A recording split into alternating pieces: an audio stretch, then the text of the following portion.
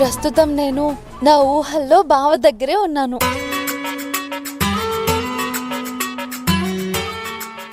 Okay Deepa, నీ ఊహ continue చేసుకో. బావ దగ్గరే ఉండు. మేం కూడా వాణ్ణి అడిగామని చెప్పు. ఓకే అత్తయ్య, బాయ్. బాయ్. చూడండి, ఇంకెప్పుడు ఇలాంటి పనికిమాలిన కంప్లైంట్స్తో రాకండి. మీ భయాలతో మీరేదేదో ఊహించుకొని ఇలా అందర్నీ విసిగించకండి. పిచ్చి పిచ్చి ఆలోచనలు మానుకొని వెళ్ళి పెళ్లి పనులు చూడండి. అలాగే వదినా.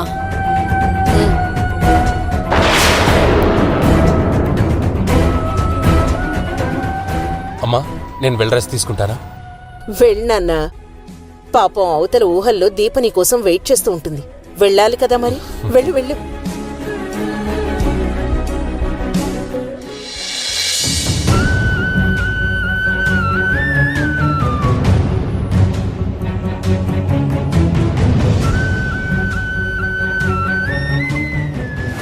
నాకు నా బావకి పెళ్లి. ఇదే నా మొదటి పిలుపు.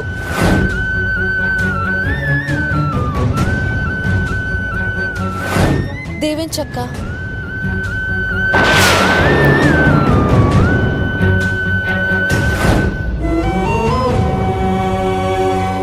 దీపమ్మ, అపార్థాలతోని నీ మీద అనుమానాలు పెంచుకున్నా, నీ మనసు అర్థం చేసుకోలేక దూరం చేసుకున్నా. నిజం చెప్పాలంటే దేవుడయ్యని దూరం చేసుకుని బతికేంత ధైర్యం నాకు లేదు. కాని నీకిచ్చిన మాటని కాదనలేని ఇబ్బంది, భయం నేను దేవుడయ్యలోని చూసిన. కందుకే నా మనసుకి సర్ది చెప్పుకుని మీ భావని నీకే ఇడిచిపెట్టినా. నేను చేసింది త్యాగం అనుకుంటలేను, బాధ్యత అనుకుంటున్నాను. ప్రతి సంతోషం వెనుక ఒక బాధ దాగుంటుంది. ప్రతి అబద్ధం వెనుక ఒక నిజం దాగుంటుంది. ఆ బాధని నేను, ఆ అబద్ధాన్ని నేను. కందుకే దేవుడయ్య తాలూకు తీయని జ్ఞాపకాలతో కాలగర్భంలో కలిసిపోదామని నిర్ణయించుకున్నాను.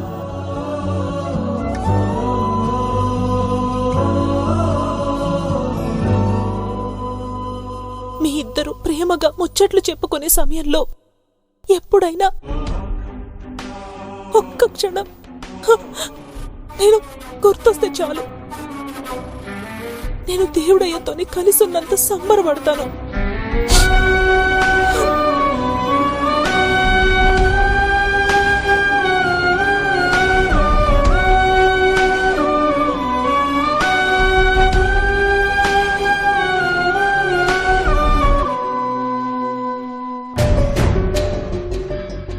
అంతా అయోమయంగా ఉంది. నాతో పవిత్రని పెళ్లికి ఒప్పించడానికి విశాల్ బ్రో పవిత్రని కలుస్తున్నాడు. ఏం జరుగుతుందో, అసలు పవిత్ర మనసులో ఏముందో అటు విశాల్ చెప్పట్లేదు, ఇటు పవిత్ర మౌనంగా ఉంటుంది. ఏం జరుగుతుందో తెలియక నాకు టెన్షన్గా ఉంటుంది. ప్రతిసారి విశాల్ బ్రోని విసిగించాలంటే ఇబ్బందిగా అనిపిస్తోంది.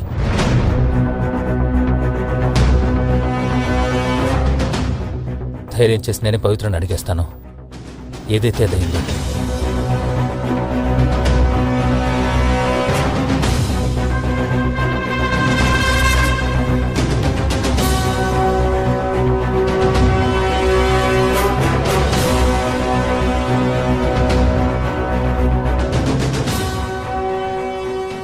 పవిత్ర, ఎక్కడికి బయలుదేరావు?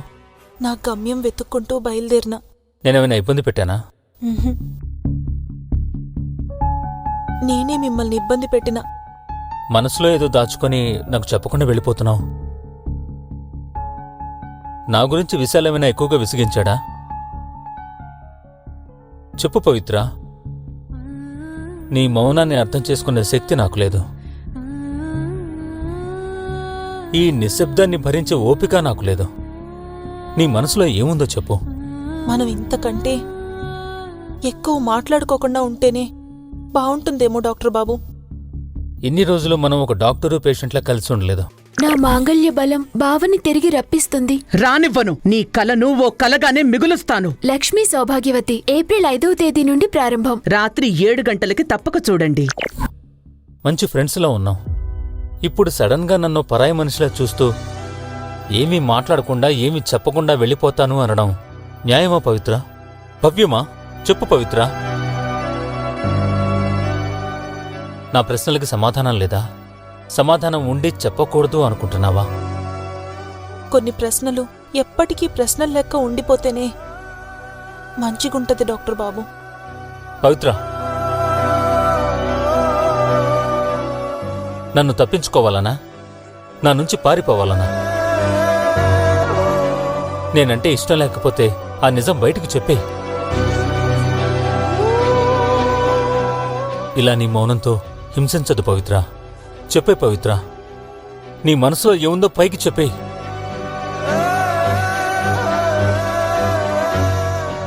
I want to know. చెప్పు పవిత్ర, చెప్పు.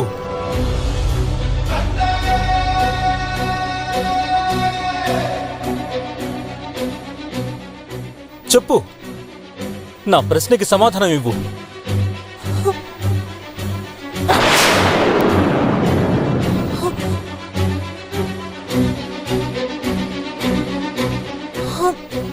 పవిత్ర, పవిత్ర,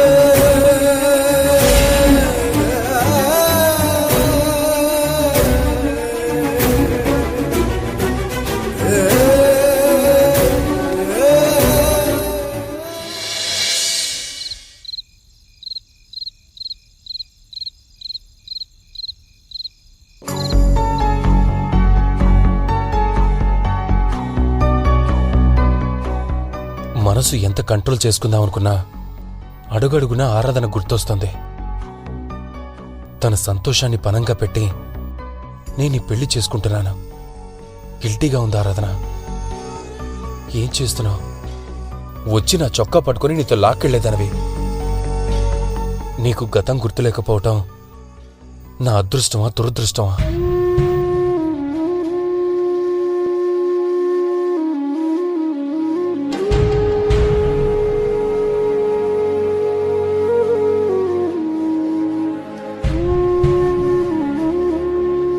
విశాల్,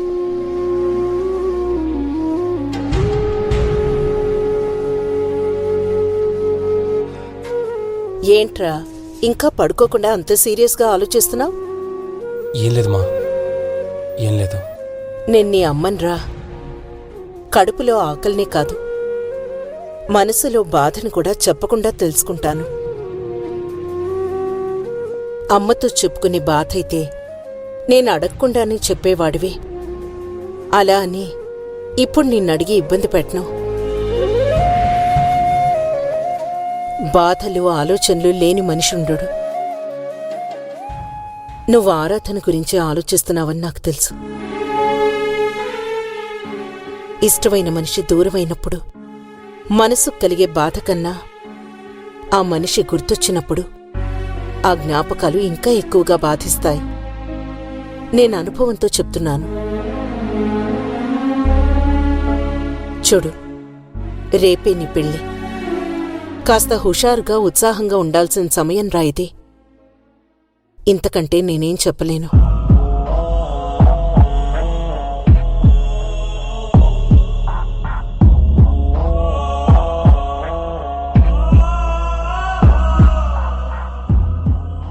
ఒకసారి వెళ్ళి ఆరాధన చూసొస్తే. విశాల్, ఆ. చెప్పడం మర్చిపోయాను. ఈ క్షణం నుండి పెళ్ళయ్యేంతవరకు నువ్వు కాలు బయట పెట్టడానికి వీల్లేదు. ఆఫీసు అవి ఇవి అన్నీ మర్చిపో, తెలిసిందా?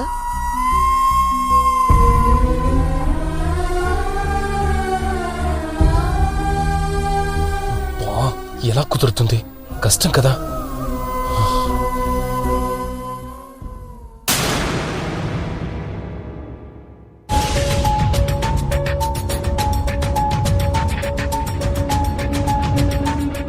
సార్, ఇదిగోండి సార్, 1,00,000 రూపాయలు. అదేంటి, నేను అడిగింది 3 లక్షలు కదా. షామియానాలకి వాటికి 1,00,000 కంటే ఎక్కువ అవసరమా? సరిపెట్టుకోమన్నారండి. ఎవడ్రా మాటంది? నారప్ప గారండి. మీ అక్కగారు పెత్తనమంతా ఆయనకే ఇచ్చారుగా. ప్రతిదానికి లెక్కలు అడుగుతున్నారు సార్. గీకి డబ్బులు ఇస్తున్నాడు. ఏయ్, ఎవడ్రా నారప్ప? వాడి పెత్తనం ఏంటి ఇక్కడ? అదేంటి సార్ అలా అంటారు? నారప్ప గారంటే విశాల్ మామగారు. అలా తీసి పారేస్తారేంటి? గాడిద గుడ్డేం కాదు. తల ఉంటేనే టోపీతో అవసరం, టోపీకి విలువ.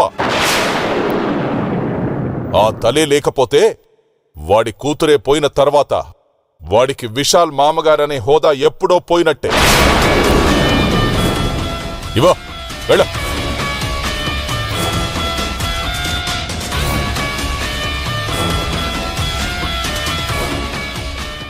అయినా బుద్ధి లేకుండా ఆవిడ పెత్తనం ఇచ్చిందే అనుకో.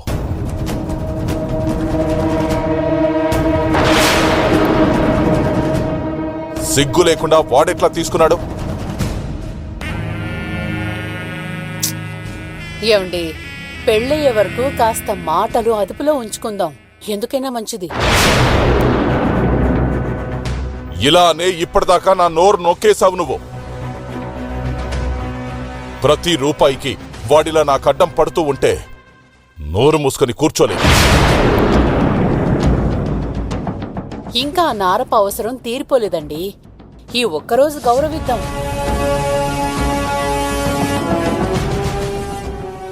విశాల్ని దీపని పెళ్లికి ఒప్పించడం వరకే ఆ నారప్పగాడితో మనకు అవసరం. అది తీరిపోయింది. ఇంకా సేపట్లో పెళ్లి జరగబోతోంది. ఇంకా కూరలో కరివేపాకులంటి ఆ నారప్పగాడితో మనకేంటి పని? అది కాదు బావా. నారప్పని నాన్న నాన్న అని పిలుస్తూ దీప నీకంటే నారప్పకే ఎక్కువ విలువిస్తుంది.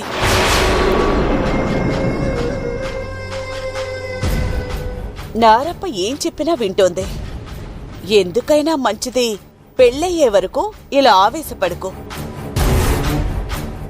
అంటే దీపం ముచ్చట పడుతుంది కదా అని జీవితాంతం నేను డూప్లికేట్ నాన్నలాగానే మిగిలిపోవాలా?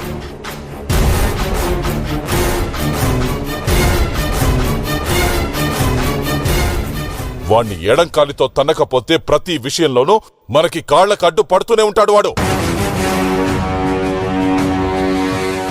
కూతురు పోయాక వాడింకా కూతురి అత్తారింటిని పట్టుకొని వేలాడ్డం ఏంటి? ఎవరైనా వింటే నవ్విపోతారు.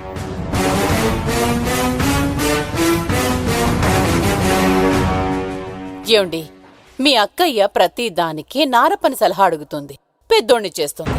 ఫీల్ అయిపోతున్నాడు. మా అక్క తప్పు చేస్తే మనం కూడా అదే తప్పు చేయాలా? నెత్తిneki ఆడతాడు వాడు. వాణ్ణి ఇలాగే వదిలేస్తే జీవితాంతం మనం వాడి మోచేతి కింద నీళ్లు తాగి బతకాల్సిందే. అందుకేనా దీపని ఇంటికిచ్చింది.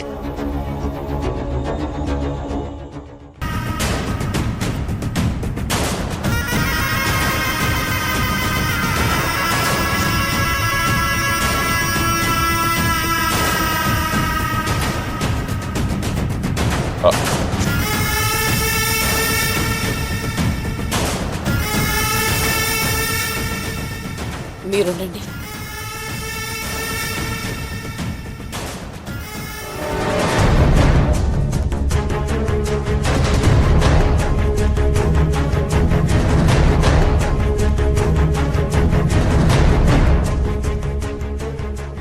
ఆహా, ఎంతసేపు అయింది నారప్ప బావగారు మీరొచ్చి?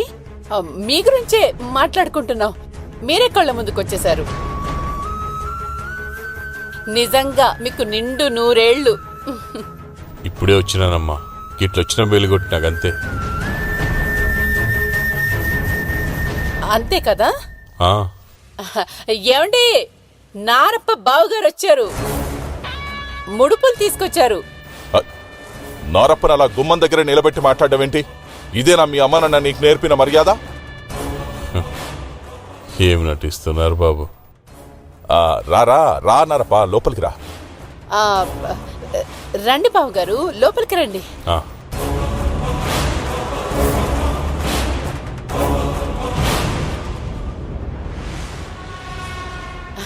రండి బావగారు. కూర్చున్నారప్ప.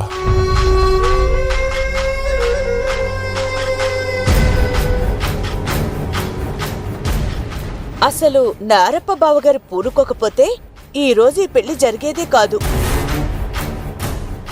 దీప కన్న తండ్రి నేనే అయినా నాకంటే ఎక్కువగా నా కూతుర్ని అభిమానిస్తున్నావు.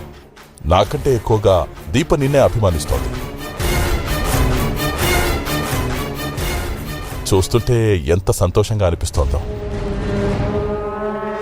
వదిన కూడా నారప్ప బావగారంటేనే గురి. అందుకే పెళ్లి పెత్తనం అంతా నారప్ప బావగారికి అప్పచెప్పింది. అవునవును, విన్నాను.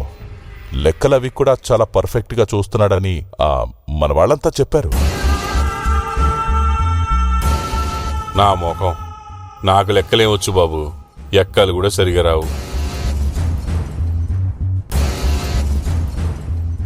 ఈ డబ్బులు, ఈ ముడుపులు మీరే తీసుకుంటారు బాబు. ఇదేనారప్ప నా చేతికిస్తున్నావు? ఇది మీలాంటి గొప్పోళ్ళు మొయ్యాల్సిన బరువు బాబు.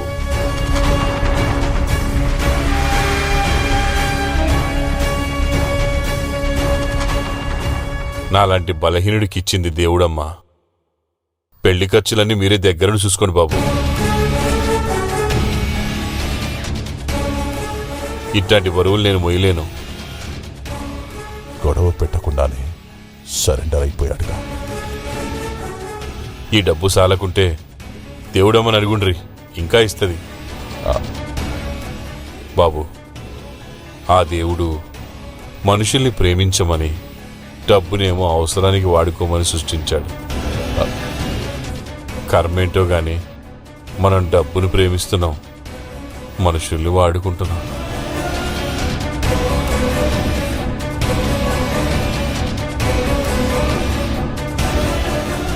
జర మనుషుల్ని కూడా ప్రేమించండి బాబు. నువ్వు చెప్పే విషయం నాకు అర్థం కాలేదు నారప్ప. సమయం వచ్చినప్పుడు అదే అర్థమవుతుందిలే బాబు. దీపమ్మని ఒకసారి చూడొచ్చా? అయ్యో, నీ కూతుర్ని చూడ్డానికి పర్మిషన్ కావాలా? తన గదిలో ఉంది.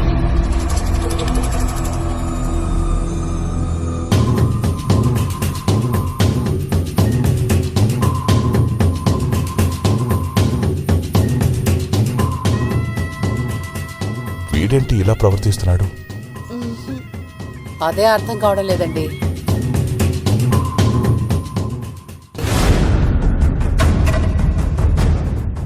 అది కాదు, వాడేదో అన్నాడు. ఏమన్నాడు? అబ్బా వదిలేయండి, ఏదో అన్నాడు. వదిలే బావా.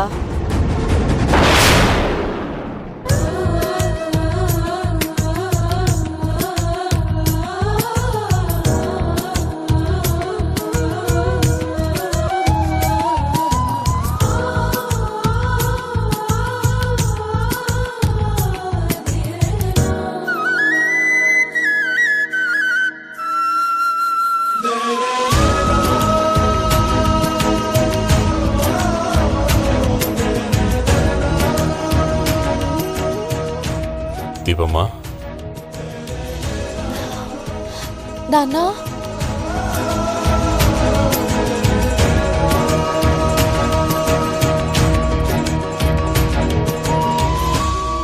ఆరాధన అక్క బతికుందని తెలియక నాన్న దగ్గరుండి నాకు బావకి పెళ్లి జరిపిస్తున్నాడు. అక్క బ్రతుకుందని తెలిస్తే నాన్న ఏమవుతాడో. ఆ నిజం చెప్పాలని ఉన్నా ఏదో శక్తి నా నోరు నొక్కేస్తుంది. అంది వచ్చిన అదృష్టాన్ని అందుకోమని చెప్తోంది.